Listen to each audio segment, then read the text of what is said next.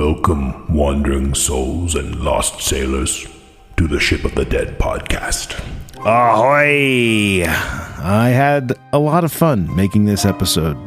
Chris, Isaac, and Asher and I sat down and chatted about this really cool program. I want to let you guys know that if you are a Kickstarter backer for Pirate Borg or you pre-ordered Pirate Borg, you're going to get a free copy of the Pirate Borg module that we're making for Alchemy RPG. Very cool. You're going to get that on Talk Like a Pirate Day, which is September 19th, 2022, in case you're coming from the future. That's going to be the full digital release day for Pirate Borg. So definitely, get your rum ready and raise those sales. All right, without further ado, here's my interview with the Alchemy RPG team. All right, well, welcome to the Ship of the Dead podcast. I'm here with the team from Alchemy RPG. What's up, guys? We out here. We out here, yeah. Yar. Yar. We got a full crew. This is the first time we've had 4 people on the show. Or three, nice. 3 plus me, I guess. 3 plus me sounds like a TLC show. Ooh, I like it. Maybe we should rebrand. Welcome to 3 plus me, the podcast about RPGs. Yeah. So we are here on the eve of Gen Con, where the show starts tomorrow, I guess, officially. You guys have your booth set up for Alchemy RPG. Chris, let's start with you. Can you give us the elevator pitch? I'm sure you've done this a bunch at this point. I have, and it's never elevatory. Well, give us the nerd version, if you will. Yeah, sure. What is Alchemy RPG? If you've never heard of it, what is it? And if you've kind of heard of it, what should we know more about? So Alchemy RPG is a new way to play RPGs online. So you've got your virtual tabletops. We're trying to reimagine the experience versus virtualizing the table with 3D dice, tokens, maps, 3D table, all that stuff. So really what we're doing is trying to look at what it means or what it feels like to play a game, to tell an immersive story. And we're trying to amplify all of those things. So situational music, ambient audio, motion graphics, really trying to exercise the imagination to take you to a deep place of immersion. That's the nerd answer, I think. I thought it was pretty elevatory in length. Okay. Yeah. Are you gonna back now? No. I think okay. So that was a great fluff answer. Okay. Because so now imagine you're like a developer, someone like me. Sure. Like Tyler and I walked up to your booth at Origins. From a technical standpoint, what do you think the program is? Yeah, I mean, I think the reality is we don't call ourselves a VTT, but I think that's what we're getting at. I think that's a part. It's kind of a singular pillar of what we do. That's the space you're living in. Yeah. I think the differentiator is that we're more than that. Everybody starts with 3D dice. Yeah. You look at every platform, they have 3D dice. Yes. If we were in a world where Dungeons and Dragons or any RPG was invented today, would I put 3D dice in a platform? Fucking probably not. And I think that's what Chris is getting at. I think the real epicenter, the core of what we do is trying to take that RPG experience at the table and make it relevant and appropriate for a digital platform. Like if you're playing Diablo, you don't see it roll the dice. And obviously a tabletop game, you need to know what the numbers are for the GM to adjudicate. I mean, in my experience, if I can take a stab at it. Sure. If Foundry is the we're making it more like a video game where, it'll auto apply damage and you can drop templates and drag your tokens around. Your guys' platform is that's not what this is about. This is about you're here and you feel like this and this is the environment. It's much more of a mentally immersive than a tactically immersive platform. Well, I mean, that's really the key. That's what we've geeked out on through this whole process of designing this. You said your background's in user experience design a little bit. Yeah, I did. Human-computer interaction. And in that, you really get into the deep cognitive effects of what does it take to achieve immersion, engagement. And, if you work in that field of user experience design, especially in software, you're measuring every impression, every moment spent on something, and you're going to this deep level of sitting behind the two-way glass and watching people use a design and analyzing what they're doing from a cognitive perspective. And there's so much of that in this game. It's a game of the mind. Yes. So really when I say we want to amplify the things that take you to that deep state, to exercise the imagination versus automating it, I think those are the things that really get us excited. Yeah. Because those are the experiences that we've had with the game that have been life-changing. And when you say the game, you mean this thing that we know as tabletop role-playing. You're not referring to a specific system, right? Totally, yeah. Yeah. I mean, I would say a lot of my experiences have been D&D 5e. Sure. The first time I ever cried in a game or deeply felt connected to my character and my friends that I was playing with was, D&D 5e and telling stories together where we weren't looking at a tabletop or even a shared image or anything. We were just on the couch, closed eyes, like on a voice call, listening to music and like telling stories together. And I mean, it's some pretty special times. And I think that was really when Isaac and I were really like digging deep into the design of the platform.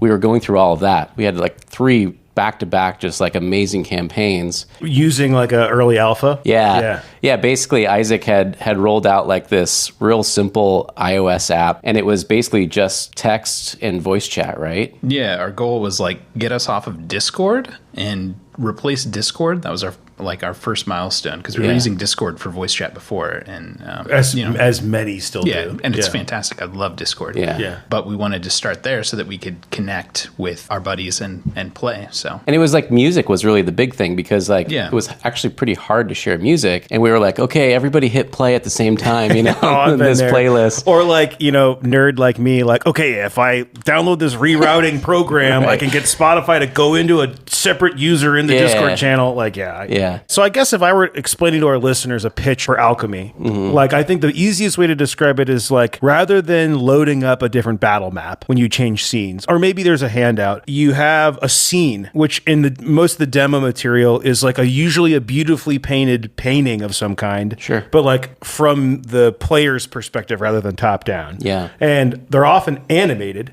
which really helps sets the scene. And if they're not animated, Alchemy has all these tools to add fog or rain or little subtle effects to bring those scenes to life. You might be listening and thinking, oh, I can do all those things in Foundry or Roll20. The difference, though, is that it feels immersive in Alchemy, like the way the UX is set up, the fonts, and the way that the die rolls happen. It's like, oh, I'm not like in a computer program. I'm in this scene. I always imagine, because we've done these interviews before, and we always try to explain Alchemy, and it's like a VTT, but it's not a VTT, and it's really immersive, and you've got all these cool things, and we explain all these features that you can do on Roll20 or Foundry or whatever, but like you just kind of have to use it to understand how all of those things come together, because I think it's about the cumulative effect of everything that we've done from not only the feature standpoint, but also the execution.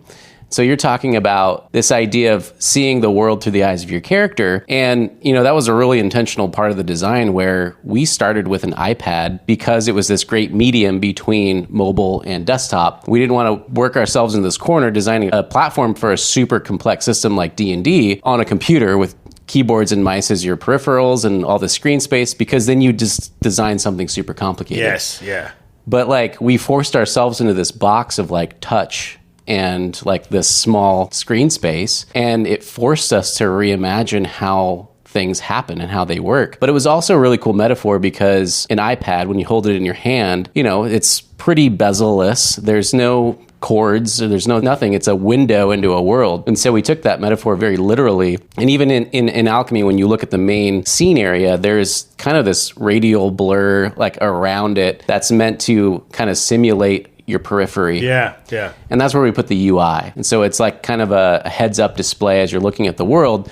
These are the things that augment what you're looking at. So if it's a dice roll, or if it's a skill check, NPC, all those things that you need to like augment your game, augment the world that you're looking at, it's really designed to be just that. Do you think, and this might reveal a lot about you guys as a team, but if I were to make the analogy that like the other VTTs, some of them are more like Linux or they're crunchier, and you guys are like the Apple of a VTT, do you cringe at that? Or is that, because I feel like your approach is kind of hey, they don't need all that crap. That's kind of how Steve Jobs was. They don't need all that crap in the way. Get rid of all that, and their experience will be better with just one button. I mean, I would just say it's less aggressive. We represent two sides of this in the best way possible as a business. I look at things like Fantasy Grounds, Foundry, Roll20. It's an incredible feature set. There's so much under the hood of those platforms, and there's so much flexibility and things that you can do, but we don't look at that and say, oh, that's shit. Oh, no, of course not. Yeah, it's those are actually really dope platforms. I'm a hardcore Foundry creator, and I'm like,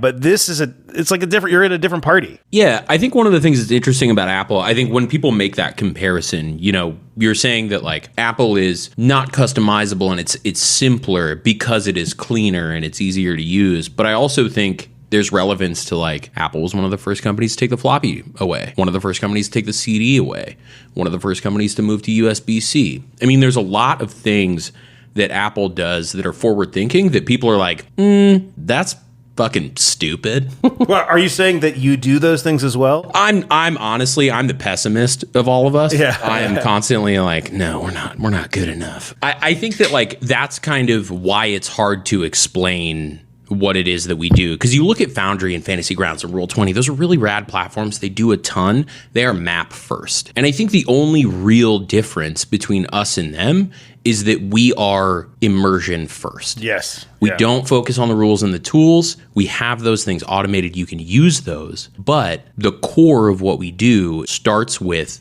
the gameplay, the role playing, telling a rad story, and then we move out, right? We have tokens, we have maps, we have those rules, but that's not where we started, and it's never going to be the thing that people come to us for.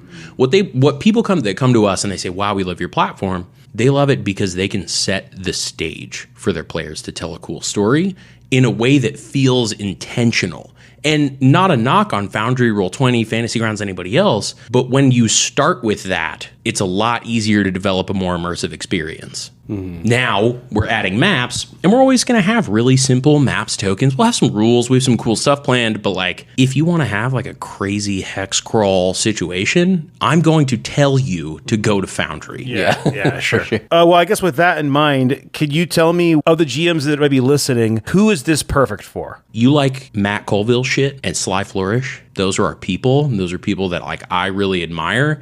And I think that like especially like lazy DM stuff, if that's your kind of shit, I think that we're your people. It's interesting that you didn't say Matt Mercer, because I would have thought Critical Role people would be all over this. That's where I was going to go. I would say, like, if you're into the Critical Role style, Yeah. deep in motion, the map maybe shows up. When the map shows up, it's really important to have a map, but most of the time, you're just talking. That's what we're going for, because that's who the market is becoming. There is a massive influx of people coming into the hobby. We're all benefiting from it. And, you know, whether you go to the cons and you're like, sweet, this was like 20,000 people, now it's 75,000. Or you're making products or selling books or, you know, hanging out in the OGL community. It's amazing. But all of these people are not people that are hearkening back to, it was so great when we hung out in the basement and played this like 12 years ago, 20 years ago. These are all people that are like, hey, this pandemic happened. I got online. I started playing role-playing games. I don't know why everything's formatted into like an 8.5 by 11 piece of paper. Like, why is this way? Those are really great like patterns to build into a piece of software if you can harken back onto that nostalgia factor. Yeah. Or that familiarity. But, you know, these are people coming in who are like, hey, I watch Critical Role. I listen to the Adventure Zone. And like, I want to do that too. Yeah. And I want to tell my stories like that. But they come into the market and they slam against gridded maps, feature sets that are like overwhelming for them. And honestly, not a standard of like user experience and software that they're not used to. And everyone else who's been doing this for a long time, who have been in the industry, they're like, well, this is just the way it's always been. And I'm used to that. I'm pretty technical anyway. I don't mind like doing a little JavaScript, you know, to automate things and create my own macros or whatever. So really, I think we're creating Alchemy for those people, because I don't think there's anything out there for them.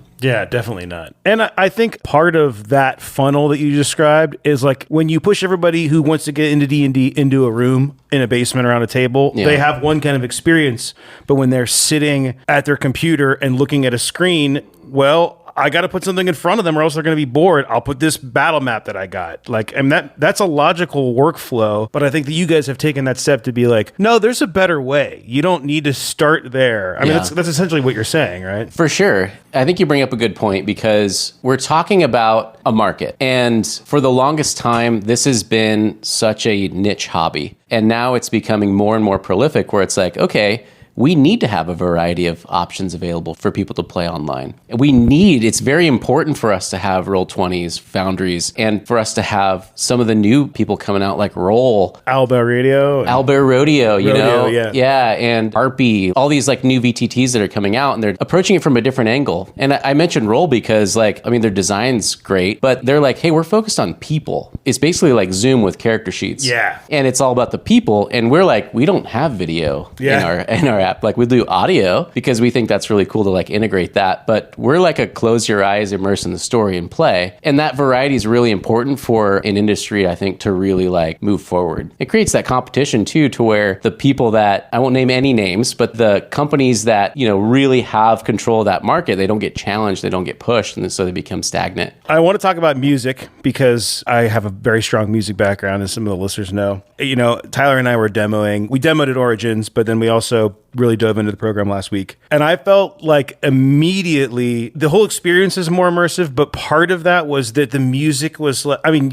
the demos had great music, to be clear, but it was immediately much more like of an intrinsic part of the experience than it usually is in a VTT. There was like getting it to play wasn't hard. It wasn't like buried in some menu. I didn't have to deal with importing it, so I don't know how hard that is. But like, what does music mean to you guys as far as a role-playing game company or a, you know, role-playing game product company? Well, give me the workflow to get it in there is what I'm asking. Yeah. I'm super stoked you asked this question because we are a music family. Most of us like met each other playing in bands together. Isaac and I met in high school playing in a punk rock band. And so music's super important to what we do and really a core of what we do. From our first online D&D game, we were listening to music, and that was, I'm someone who can't play without it. Like, if I join a game that doesn't have music, I'm like, I got an AirPod in and I'm like pumping my own music and driving my own story, because I just can't get into it without it because it's such a big part of my life. You clearly haven't seen my shared Limithron Spotify library with like 30 playlists. I'm waiting for Isaac to name off some of his favorite pirate metal bands. Ailstorm is the one that always comes up. Oh yeah, Hailstorm. Yeah. But music, okay, so music is core. From the very, very beginning, the alpha prototypes, like we had music integration. And I'm glad that you appreciate the music that we have in there now, because it's so MVP for us that we're like, oh man, there's so much more we're going to do with this. Because I love the idea of creating cinematic scenes. And if you say cinematic scene to anyone and you say name the components, like, okay, there's a visual and then there's music and there's ambient audio. Like, it's just immediately, yeah. It's like the core part of it. Anyone who would contest this, just go watch a horror movie on mute, and it's like, or any movie. Exactly. You know? Yeah. I don't know if you remember a couple days ago on the Discord, I was like, so like, are people releasing books with music? Because I feel like I have to go get music made for my game now. Because it won't feel right on Alchemy without its own music. Yeah. You know? Yeah. Like when we do our original content, we make it for Alchemy, so it has music, motion graphics, all that stuff. But like, we also do a physical book, and we're like, you know what? Let's do some fucking double gatefold 180 gram like handing vinyl. Like, and so we released vinyl with all of our original stuff. But anyway, so where we're going with music is we want to do multi-track, but we want it to be really simple, because there's great tools. Again, that analogy of the simple versus the Foundries and the Roll20s, that's Sirenscape. And if you want to have a soundboard and you've got a second monitor and you want to like do all that stuff like a sound engineer, do it and go that route. If you want to tune the mood of your story, jump into Alchemy, and we're actually playing with this. We're talking to a few different composers to where you can sort of move a real simple 3-state UI of like major, minor, and like an intensity. And we're talking about like linking that up with some of our motion effects as well. So it's like the quest giver is now like walked onto the scene. So like, let's slide this into like the mystery zone. This is the Ship of the Dead podcast, so I can't not mention, have you guys played The Secret of Monkey Island? Oh, hell yeah. So the second one, which is called LeChuck's Revenge, they did this thing that you're talking about. They had this whole system where all of the tracks for every part of the game are multi-track. Right. And when you go from one room to another, you know, one multi-track fades out and the other fades up to match, but you know, to the user, it's seamless. Yeah, when you put it behind a UI of like 3 points of mood, I mean, all we're doing is running it like a DAW, right? So you can get a little more of the combat track or a little more of the spooky mystery, or turn the drums off or turn the drums on. Why only 3 though? Just to keep it simple? Keep it simple. Yeah. And I think we're kind of looking at like 3 vectors. The rule of 3 is like, I'm just obsessed with that. Will it be like, if it's a triangle, are you always on the rail or can you go towards the center? When I've shown people this prototype, they've asked that question a lot. Yeah. And I think if we're just crossfading tracks, like, sure, like we could certainly do that. Yeah. But I like this idea of like, you know, hey, it's intense. It can be slow. A flag you can attach things to in the software. I understand what you're saying. Because also going back to like geeking out on the cognitive aspect, I think all the time about the mental RAM that a GM has. There's only so much surface cache, right? And if you've got a soundboard and your GM notes and all those NPCs and your encounter over here, it's just too much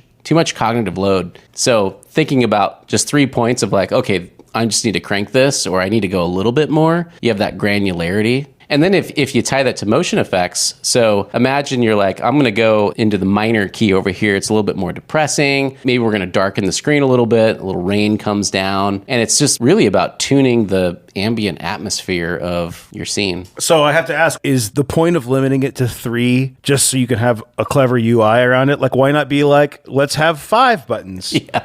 You know, like what if because, you know, like a Patreon creator, guilty. Right. Like, I'm going to make a rainy one. I'm going to make a spooky one. I'm going to make a daytime, you know, I'm going to make more than 3. Yeah. And I can imagine that, you know, Will at Music D20 is going to do the same, you know?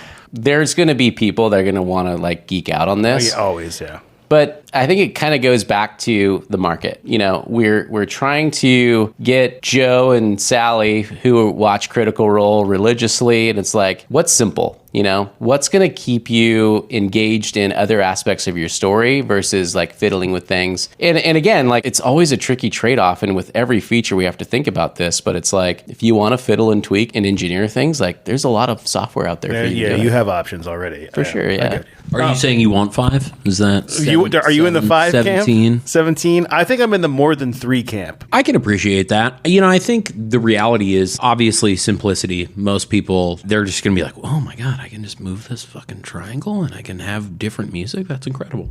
But I think there's space for variance. Right? Sure. If you take the 2 primary tracks and then you add that third, that ambient track, rainy, stormy, Yeah. foggy, fucking mysterious, Yeah. whatever. Sexy. Right? Yeah, real sex, lustful. It's just, you slide, it's just saxophone. Yeah, sultry. I mean, you can have George Michael.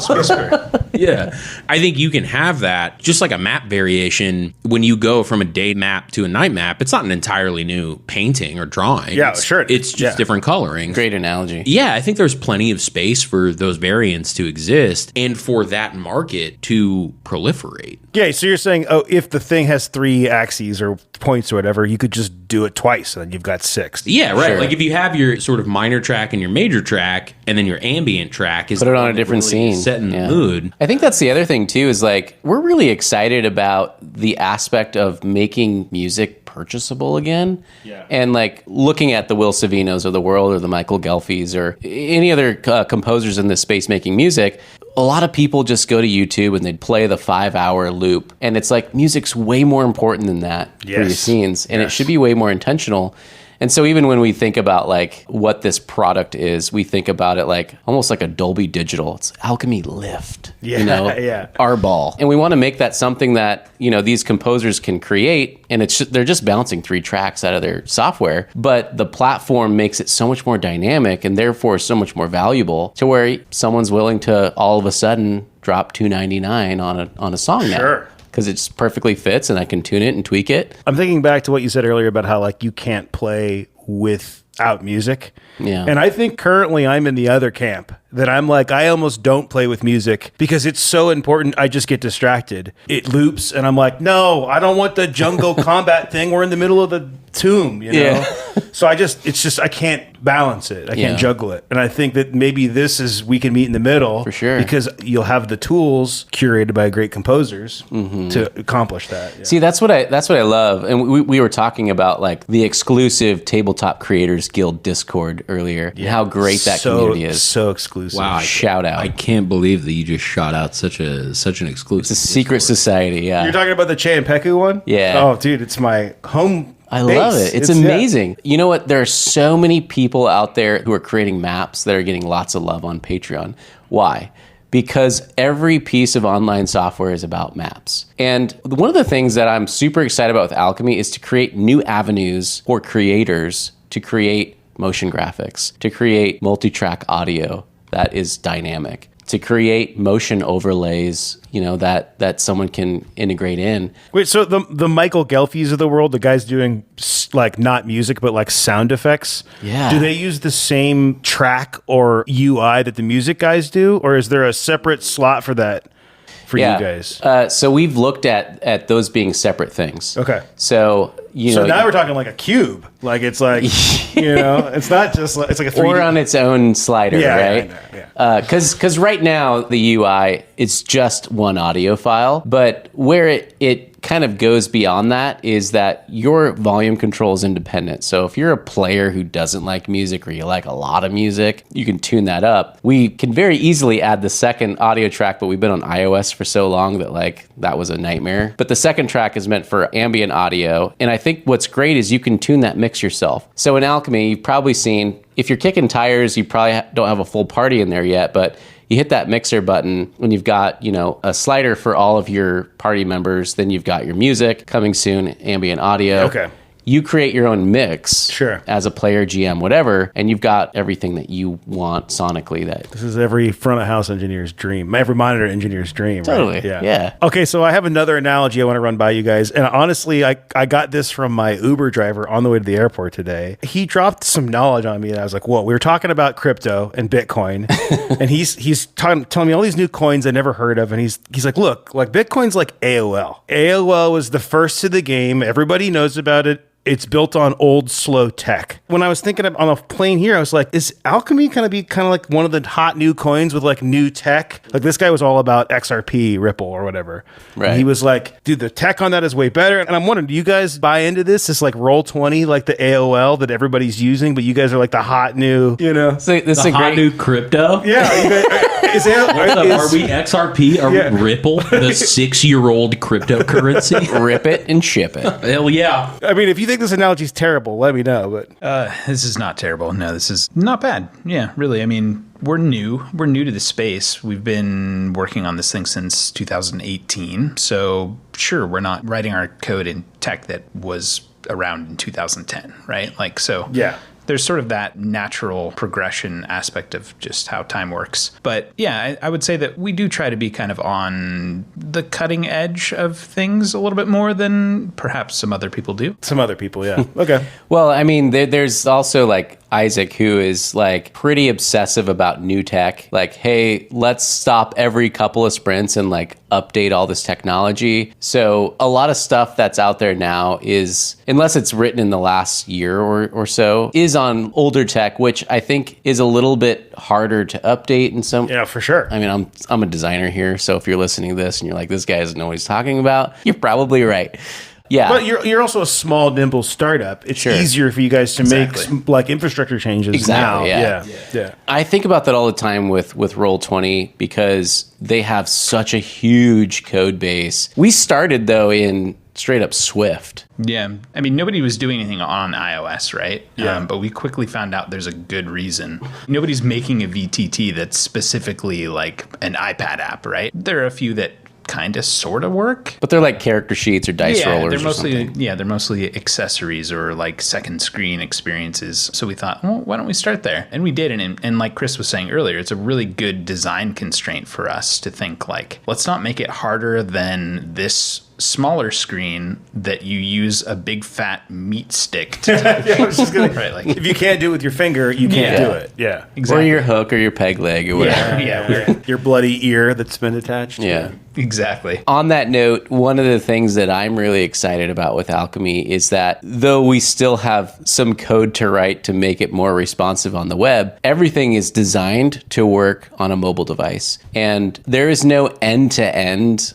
VTT that works for 5e on a mobile device now. Again, it's encounter trackers, character sheets, dice rollers, etc. So you don't need a computer at all for this. Like the GM could be running it on an iPad. Totally. What's a computer? Yeah, well, fair. I have a tech-specific question, if you will. I'm curious, and we don't have to get too under the hood here, but what kind of new technologies have you guys had to implement to get this thing working? Are there any like big hurdles that you ran into, or any new hacks that you had to come up with to get this thing up and running? Yeah. I mean, probably the newest sort of thing that's in our stack is serverless. So the majority of our stuff runs serverless, which is this cool new buzzword that, sounds like there's no computers involved. There's a computer involved, just like the cloud. It's someone else's computer, but it's not there all the time. It's only there when you need it. When we need more bandwidth or more processing power, Amazon spins up more processing power for us and gets things going. But we're not having to run servers or maintain servers ourselves, or pay for those servers that are just sitting there idle overnight or during low times, Tuesday, Wednesday, or whatever, when people are mostly working and thinking about other things. So I think serverless is a big thing for us from that perspective. So if you're a GM, you don't have to maintain a server anywhere with all your files? I should probably address that one. No, you don't have to do anything. You don't have to do port forwarding. You don't have to learn how networks operate. You don't have to host your own software. Are there storage limits for users? No. So go nuts. Just put whatever you want. Go nuts, yeah. Well, don't put whatever you want. Please don't put whatever you want. We're a young company, and we've decided not to put that limit in. Yeah, I mean, it's for anybody listening, don't make us. Yeah, right. Yeah, I could go off on that for a little bit. It's sort of an arbitrary decision that a lot of businesses make to just let's give you 5 gigs because people are going to run out of space and they're going to have to. But it costs the company, hardly anything compared to most of their other knobs that are being turned on their bills. Well, and also, I think you guys have a very strong emphasis on marketplace. But like you said earlier today, curated marketplace. Yeah. So it's not like, hey, anybody come sell your crap on our store. The stuff that's there is, so if you want more stuff, upload it. But also the stuff we're selling is going to be better than that. That's the pitch, right? Right, yeah. And also it's a whole lot easier to just take what's there from the marketplace and get started. I think a big part of our philosophy is that you shouldn't have to spend 12 hours prepping for a 3-hour session. You shouldn't even have to spend 3 hours prepping for a 3-hour session.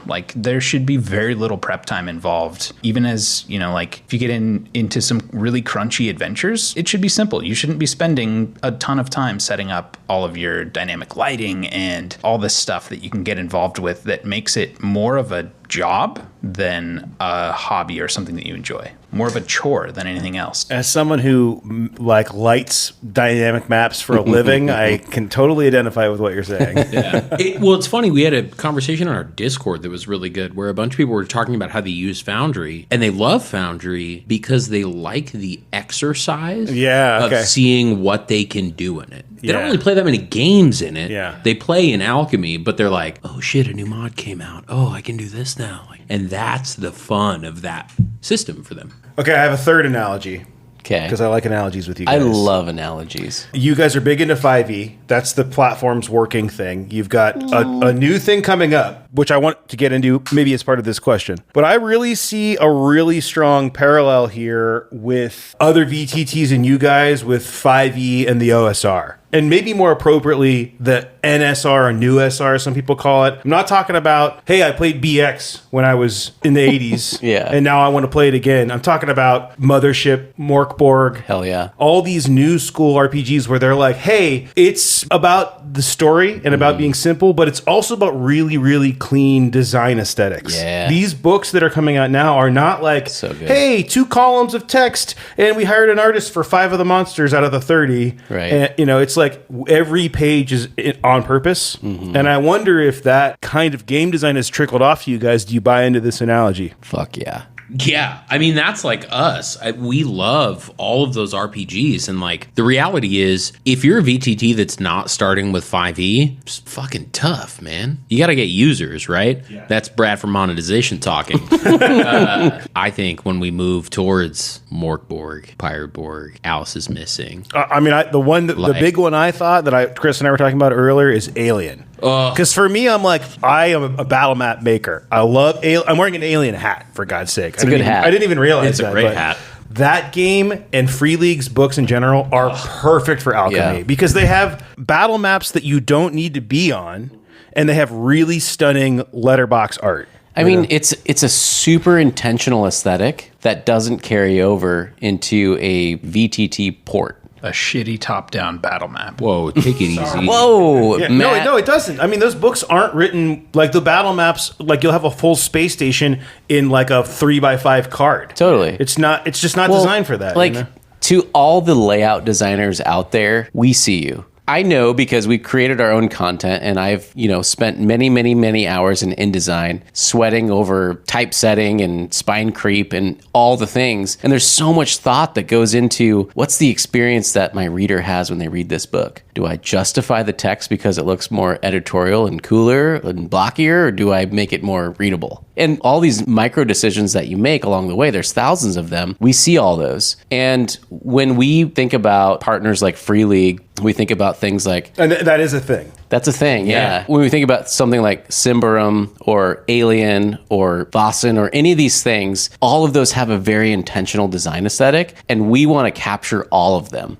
And that's why it's not like, hey, give us the license, like give us the files, we'll just like rip it and ship it. We want to talk to the creators and say like, hey, how about this UI? How about this font? How about this color? How about this vibe? Let's put some scan lines like in the Alien thing, Dude, and make it feel more like early 90s. I could just imagine the UI in Alchemy being like Mother in Alien, where you're like,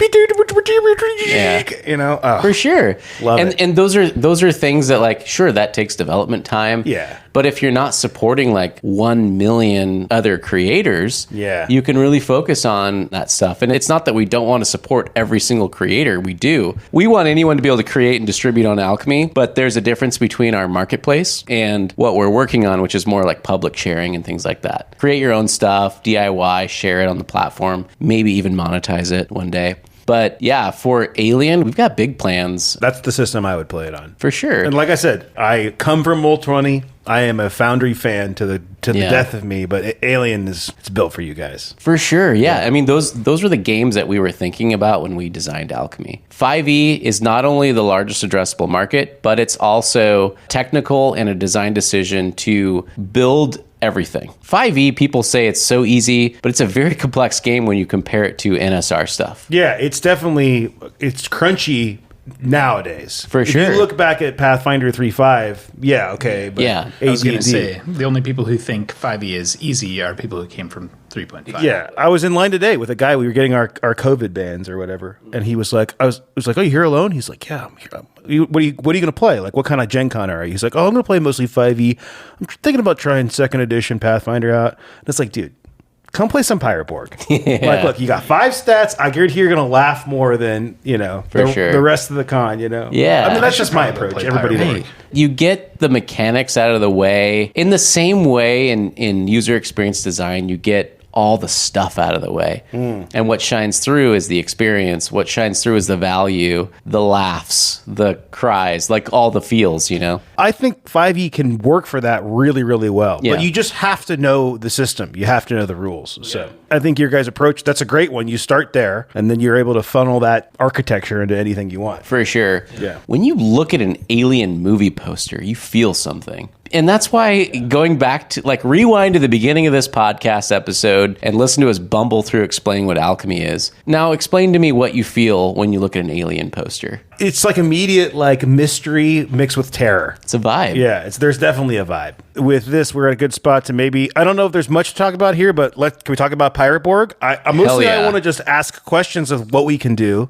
We're officially announcing that we're doing Pirate Borg on Alchemy. Woo! So Talk Like a Pirate Day is September 19th. Hell yeah. I love that you did that. Oh, yeah. So I was telling you earlier today before we started recording, I used to play in this band, Mondo Gecko, and we would play Talk Like a Pirate Day shows. And we would set the room up like a pirate ship, So the big thing with putting a book into Alchemy is that you can take, especially like a Morkborg style book, is that you can take all these background spreads that are almost useless in most VTTs. Right. Like, do you take that art and put it as a handout, or only the GM sees it unless they click show? Well, now all of a sudden the spread I made that's a jungle illustration that you paid $800 for, that I spent 3 hours drawing. You did that? Oh yeah, I did all the art. Oh my God, are you serious? Yeah. Fuck off, Luke. What? Yeah, I did. Okay, calm down. Wow. Music and art? Yeah. Wow. No, I didn't do the music. I knew you did maps, but I didn't know you did illustration. I did the whole book. Yeah. Wow, that's amazing, man. Oh, thank you. Anyway, so the background, like I was saying, of the jungle, we can load that as a scene, and then boom, you've got if you're doing a jungle encounter, that page is now expressed to the players as a thing, right? Yeah, and I think what's rad about that is someone could by Pirate Borg, and they can run Pirate Borg as a homebrew campaign setting. They can run it as an adventure that you've written. Like, all of those pieces become something that they can use to tell their own stories. Even in any system, right? In any system. Yeah. And it's like, hey, if I need a jungle, if I need the pirate tavern, if I need this or that, all those things can be used as building blocks to tell your own stories. I love it. Yeah. Yeah. Like I said earlier, I wish I had written music for the whole thing, because now I'm like, oh, I know what it would sound like here. But yeah, I mean, we'll get Will in on it, or yeah. Boy King of Idaho does a lot of he does the music for this podcast, actually. So. Rad. Yeah, we have someone on our team, Jesse Raborti, shout out, great composer who does a lot of our original stuff. Mm-hmm. But if you're looking for music, it's kind of one of those things like, how far can we go? No, it's more of how far can we go down the rabbit hole? Like, yeah. I'm all in. I'm into this platform. Right. So, like, I don't have a bunch of questions about Pirate Borg. I just want to say I'm excited about it. Musically, can I ask you a question? Oh, sure, yeah. Musically, I mean, if you're just Joe Blow on the street and you're like, I'm going to play some 7th Sea, I'm going to YouTube search like pirate music, you're going to hear like this shanty that's like got a accordion. But like, how do you feel about Sea of Thieves? The audio on Sea of Thieves, the music on Sea of Thieves. Wait, have you played Sea of Thieves? I don't know the angle. I can't tell if this is a positive approach to Sea of Thieves or a negative approach. That means it's a great question. So describe how music works in this game, because it's actually really well done. Have you played Sea of Thieves? I'm obsessed with Sea of Thieves. Okay. It's like my pitch for people who don't play role-playing games, who play video games. Yeah. If they want to know what Pirate Borg, I'm like, it's if you took Sea of Thieves and had it art directed by the guy who did Darkest Dungeon. Yeah. That's the game. Yeah. You know, it's like, it doesn't look all bubbly. It's a terrible world. Right. People are missing limbs. They're alcoholics. Yeah. The world is ending. It's not like... Sounds like 2022. Yeah. I love Sea of Thieves. Sonically, Sea of Thieves is incredible. The pitch for this podcast, when I was talking to Alex at Boy King of Idaho, I was like, look, man, I want you to make me a track. I want you to take the Sea of Thieves, like, creepy music, but make it a little bit more emotional, and then mix it with, like, Assassin's Creed Black Flag. Oh, yeah, dude. That was my goal. Sounds incredible. Yeah. My other pitch, if you need a second video game pitch, is it's Black Flag mixed with Doom. Ooh. That's, so like... all bass. You're not in the... Well, not musically, although, yes, music. The game itself, though. Like, if you're... Rather than being in hell, you're on a raft, and there's like 800 zombies around you. Got it. The 2016 Doom or the 1990... 2016 Doom, because of the music. Yes. So now we're back to the music. Oh my God. I'm actually working on a hack right now of Morkborg, kind of like a one shot that comes with a map and like alternate battle rules for this condition. Oh, cool. That's kind of like a Doom thing, where like if you don't move, you're more vulnerable. But if you kill things, they give you health back. You know, and I want to try to capture that. Like, let's do that as an alchemy module. Oh, let's do it. Yeah. I want to do it so you can capture that really, really fast combat that's like all adrenaline, you know? So if you were listening to that Doom soundtrack for the first time and you know what song you're waiting for, how did you feel when you heard the reboot of like the main Doom theme that started with that bass line? Here's my thing. The original one's kind of corny, I think. I mean, it's nostalgic. Like that... like 8-bit MIDI or whatever. That one. Yeah. I mean, he did a great job with it, but I thought the original one was too like not cool rock. The coolest thing about that soundtrack though is all of the glitch sounds that he does. Good. He did a talk about it. What's the game developer called? GDC. He did a talk about making it. It's incredible. Really? I'll put it in the show notes for this episode. Yeah. When they hired him, they were like, look, we want you to make a Doom soundtrack, but we don't want you to use any guitar. He ended up adding guitar by the end, but his original method was to take this like sine wave thing. Yeah. Like it's hell's energy. You know, the pitch in that game is that they're mining energy from hell. Right. So he starts with these sine waves and then he splits it with an audio splitter and runs them all through different effects pedals. I hear that. And then sequences them in the DAW, and it picks which one it goes through, and it comes out. I mean, you got to watch that. Wow, it's incredible. Sounds like it. It all starts to make sense from what I've heard of that soundtrack. Yeah. And then, there's guitar. He added it back in. For sure. But a lot of it is like the most metal you've ever heard without guitar. Without guitar, yeah. It's also really cool how they take the soundtrack. I think they do like a multi-track situation. I was about to say that about when you started talking gets about low it. or whatever, and it starts to up the ante on this. If you listen to the soundtrack, it's not what the game is. It's literally, I mean, that's modern video game design. When you move areas or you run into an encounter, they fade into a different, which was what you guys are going to do. So. Alchemy Lift. Perfect. Yeah, Alchemy Lift. Okay, so is there anything else you guys want to talk about? Yeah. So if those of you that don't know, with Alchemy, we have our own internal original content studio where we make things like Mario for our Nintendo. And our Mario is called Lore of Aetherra. And we've already released one book called The Lost Druid. We did that back in March of last year. And we're coming up on... We're in August already. This month, we're going to be releasing the second installment of that 4-part series called Dark Symmetry. And this is a 5e adventure for levels 5 to 10. And it explores the underwater city of Chrysalia. It's also campaign setting, a lot of player background options, things like that. Subclasses, all kinds of cool stuff. So I was interested before. What's the DiCaprio meme? Like, you have my attention, but now you have my curiosity or whatever. When you said underwater city, yeah, you press all the right buttons for me. So. Well, so like with Aetherra, I mean, this is a whole side thing, but we pitched it as a science fantasy adventure. And really what we wanted to do, even knowing that like adventures don't sell well, nobody backs an adventure, everyone wants a setting, they want supplements. We're like, hey, let's build a world through the eyes of characters and story, much like you would build a world through movies, right? You don't start a movie with like, here's the Bible on everything. And that's kind of flipped in role-playing games. It's like, here's the encyclopedia, now you tell the story. And so with Lore of Aetherra, we called it a science fantasy adventure. So we're really obsessed with this genre of fantasy mixed with like high-tech science, that type of stuff. Like, is this like Star Wars kind of thing? Or like, what do you mean by science fantasy? Kind of like steampunkish, okay. Kind of arcane. So fantasy with more access to scientific things. Yeah. I think a lot of people think like science fantasy is just kind of like some, I don't know, elves with Apple Watches. Powered by crystals. Yeah. And we use this kind of like organic... elemental, very advanced technology like in an underwater city, and that's Chrysalia. It's kind of like if Protoss showed up in Warhammer. Yeah, hell yeah. Or not Warhammer, Warcraft. Yes. Yeah. We also there's a lot of like horror elements. We haven't really talked about that much with Lore of Aetherra series, but there's a little more horror. There's a little bit less kind of like high fantasy type Yeah. Nice. And the Kickstarter's coming in August. This month. August 23rd, loreofaetherra.com/darksymmetry. And what was funny is we called it science fantasy, but the first adventure, the first book we put out, which actually, if I can toot real quick, or tote, whatever the word is. You could toot real quick? Yeah, we got nominated for an Emmy for this book for best cover art. Awesome. So we're super stoked about that. Just be stoked to be nominated, along with some other really great nominations. But the first book it's all like high fantasy. And then this second book is really going into like the science part of that. So nice. Anyway, that's okay. me So I'll put the about link in the show notes to the Kickstarter campaign. Brad. Affiliate link, of course, right? Oh, Hell yeah, absolutely. it's an affiliate link. Talk to Brad about that. We're giving 15% on that bad Oh, boy. in that case, Hell yeah. I got coming you. to Kickstarter this month. In that case, there's 2 links in the show notes. We've also got, along with that Kickstarter, we've also got the Nova Rail, which is the prequel to the book. So if you just want to run the campaign setting or you want to play in that underwater city alone, we've got a starting place for you. That's $4.99 on the Alchemy Marketplace. It's got motion graphics, it's got music, it's got all the things that you need to play a really rad game. And we're also re-releasing The Lost Druid and Dark Symmetry.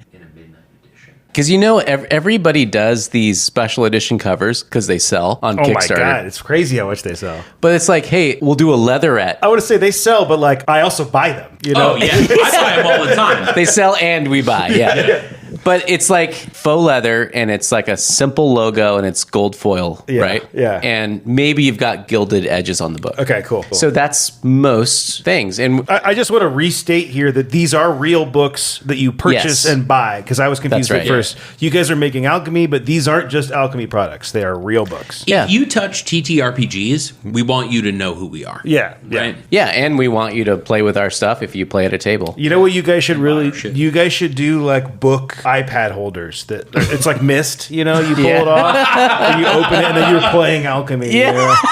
I love it. All right, I want affiliate link on that one too. You get like You get points on the points. Yeah, that's equity there. Yes, Luke. yes. But yes, so Brad over here, monetization Brad, is like, hey, we need to do a leatherette gold foil inlay, super simple logo. And so we started talking about this together and we're like, hey, let's do something different. Like, let's do an alt edition that is super premium because our books are already premium. They're soft touch laminate. They've got UV spot gloss. They've got 80-pound, silk coated paper, all the things. So we're like, what we can do is actually do not just an alternate cover, but an alternate inner workings where everything's basically dark mode. Oh, wow. So it's just inverted. So you've paid to not only do it, because usually they print the same guts and just slap it on the outside. You guys are doing the extra work to actually redo But this is our brand. We promise shit, and then we end up paying for it out of our own. I was going to say, has anybody talked to a manufacturer about this? Yo, I sent like 6 emails last week to manufacturers.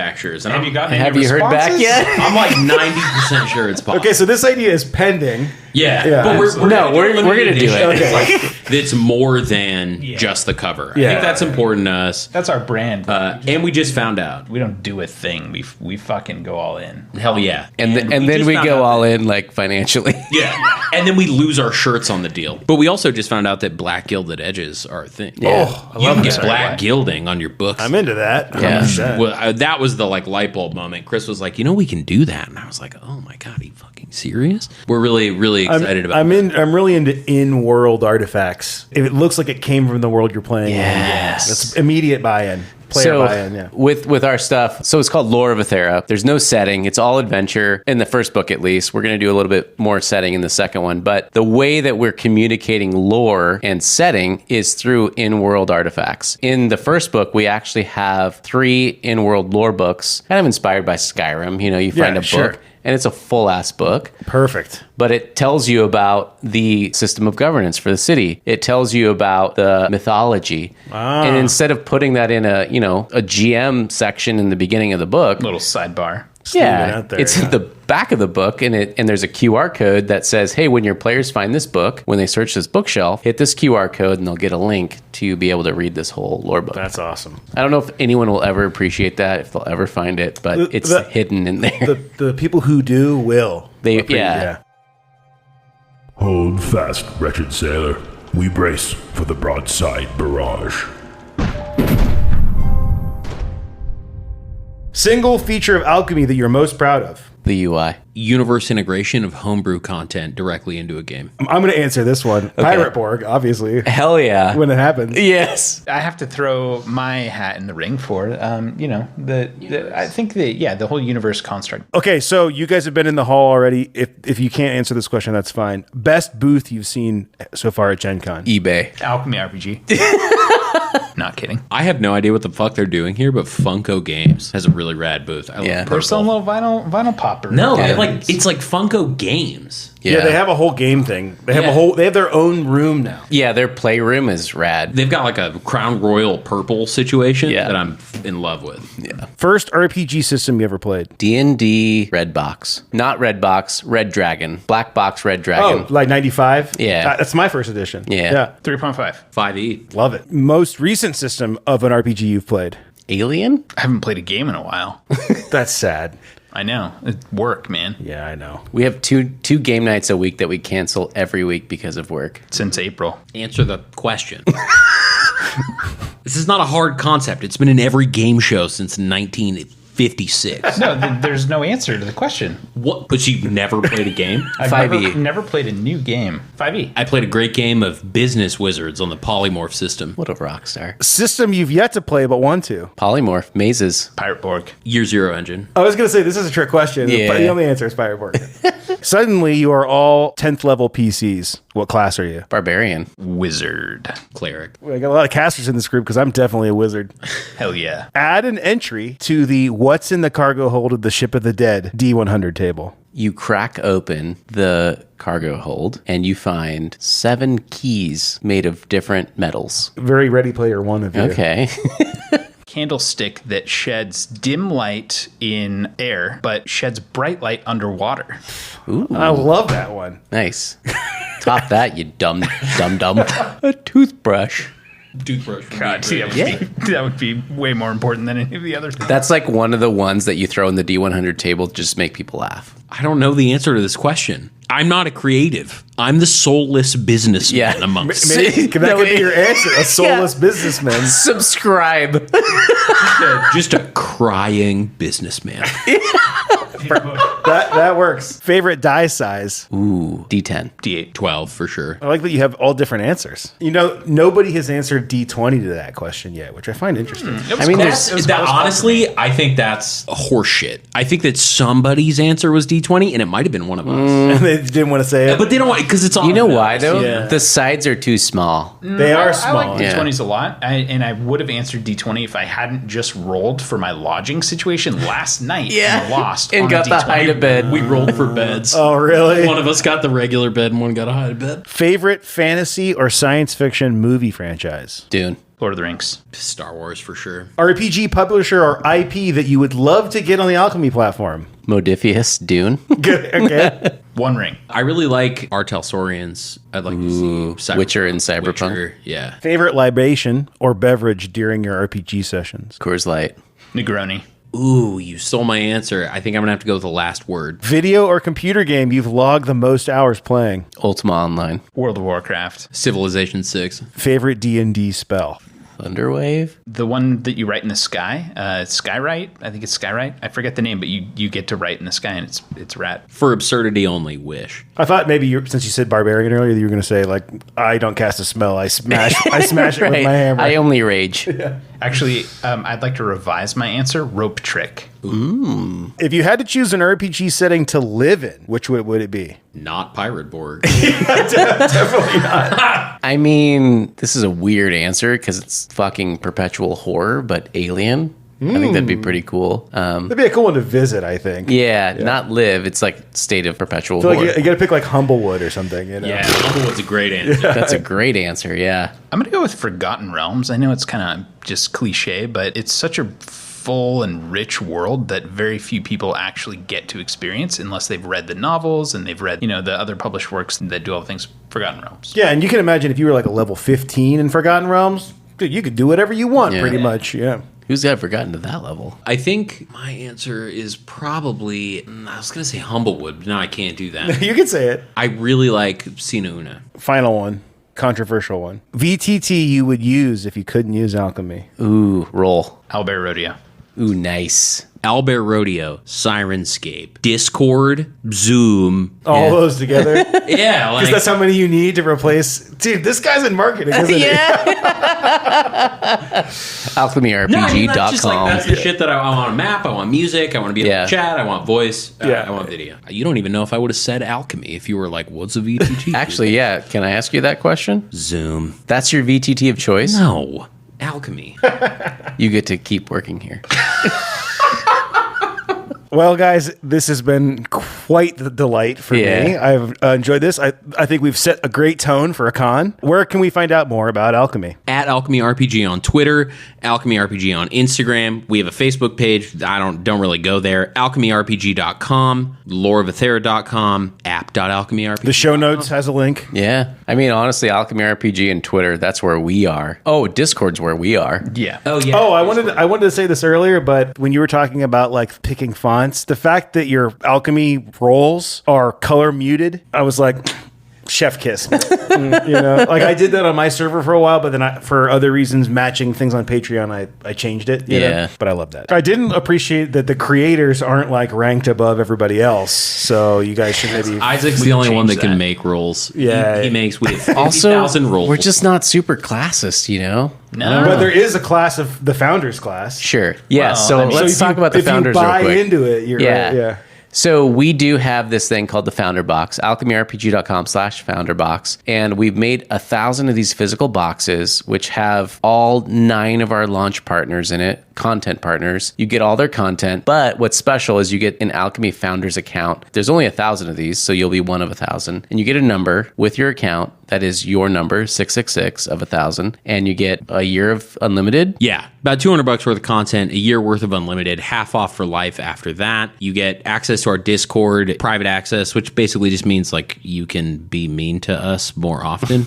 And every Friday we do this thing called Founder Friday where we get on and you work on features. Basically these two do features and I just am comedic relief. Yeah. Isaac will like stream a code window and like code in real time whatever anybody wants him to work on. So Yeah, I mean, we have like a feature voting board that these people it's vote on. democratic, but yeah. Also, by the time you're hearing this, they may all be gone. So I'm so sorry that you just listened to this. Wait, the founders may be gone? The founder boxes. Not the founders. Yeah, because it's Gen Con, yeah. How many Gen how many Con. did he bring? We got a couple hundred. We have all of them here. I think we have like 300 left. Oh, this is you had some at Origins, but this isn't part of a Kickstarter? Yeah, no, we have them at PAX. Yeah. On launch day, we got 1,000 of them, and we've been going through them at cons, and we have a website, but it's like unlisted, so you kind of have to know what's up to get there. I'm going to have to come get one of these. Yeah. Huh? Oh no, you get one, Luke. Oh, I get one. Okay, Yeah. cool. Okay, cool. Yeah. If you get there in time. Oh, jeez. Luke will get you one. What's your favorite number? My favorite number? Yeah. Oh. He's gonna say something under 100, and then we're fucked. No,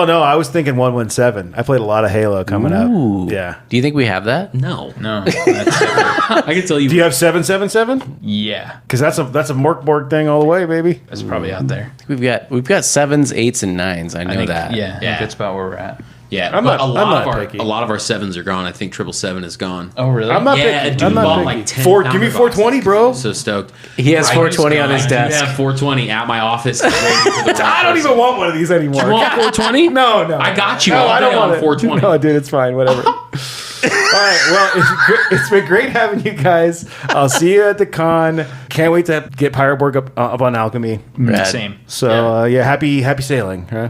Yeah. Awesome. Luke, thank you, man. You've been listening to the Ship of the Dead podcast. Email your questions, comments, and buried treasure tips to shipofthedead@limithron.com. You can support the program, join our Discord server, get early access to new episodes, and instantly download hundreds of battle maps, assets, and adventures at limithron.com/Patreon. Tiers start as low as $2 a release, and you only get charged when I make something new. Pirateborg, my rules-light, rum-infested hack of Morkborg, is available for pre-order at pirateborg.com. Ship of the Dead is produced by Limithron LLC, our audio editor is Matt Kepler, and our music is by Alexander Miller.